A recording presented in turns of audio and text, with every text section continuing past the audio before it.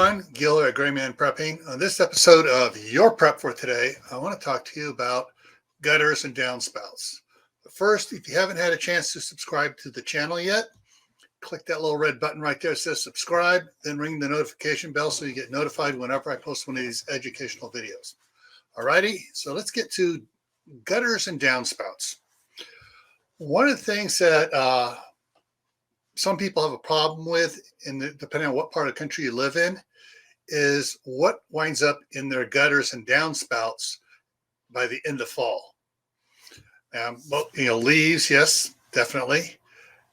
Dead birds occasionally, dead squirrels, other things up there that cause the gutter to dam up and water overflow it, or it gets washed on down to the downspout, plugs up the downspout, and the entire gutter gets filled up and overflows. And sometimes whoever installed the gutter didn't do it right, and you get that much water in there, they don't have enough brackets holding it up, and it just falls down and collapses.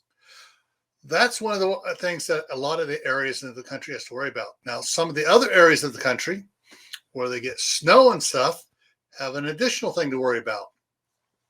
What you do is you get, because the heat will radiate through the insulation of the house, of the ceilings into the attic, and then through the attic to the roof, and starts melting the snow off. Well, what happens is you get the snow layer, and under it, you get the water running down. Well, the problem that comes up is down at the edge, where the eaves are, where the roof sticks out past the edge of the house down here. Well, there's no heat coming up under that to melt it, and the water gets down there and it refreezes, and it creates what's called an ice dam. Now, ice dam will build up, just sort of starts building up here and builds up and builds up, so that the water coming down hits that and starts backing up and goes up under the shingles and gets into the attic, and then drips down into your insulation.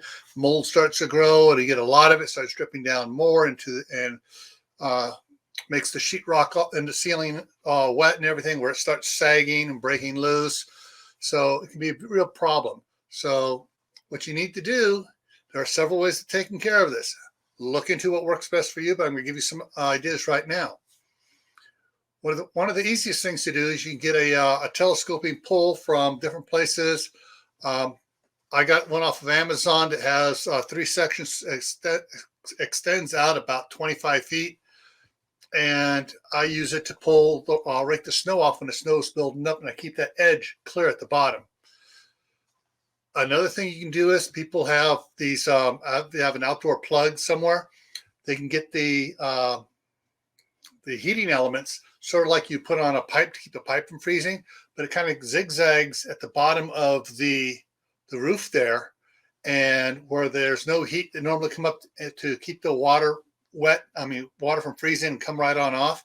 Well, it heats it up. It keeps that bottom foot or two of the roof there snow and ice free. And it works on a thermometer basis. So when it gets too cold and you start getting freezing up there, it comes on and just warms up enough so the ice and snow and everything melts and runs off. The other thing to do is get up there with a ladder and a broom, or a ladder and a shovel, or a rake. Get it off there. There are companies that actually come out with steam cleaners and melt all the ice off the bottom of the roof there, so the ice dam is no longer there. So look into what you have, what your problems could be, get it taken care of, whether it's an ice dam, whether it's a clogged up gutter or downspout. Make sure everything's able to flow properly and water's not going to back up under your shingles. All righty? With that, stay happy no matter what life throws at you. Stay safe. Don't go out and do anything foolish. Keep adding to your preps: water, food, medicine, clothing, tools, other things you need to keep your life thriving in a disaster situation. All right? What's that? Why? Well, this is why.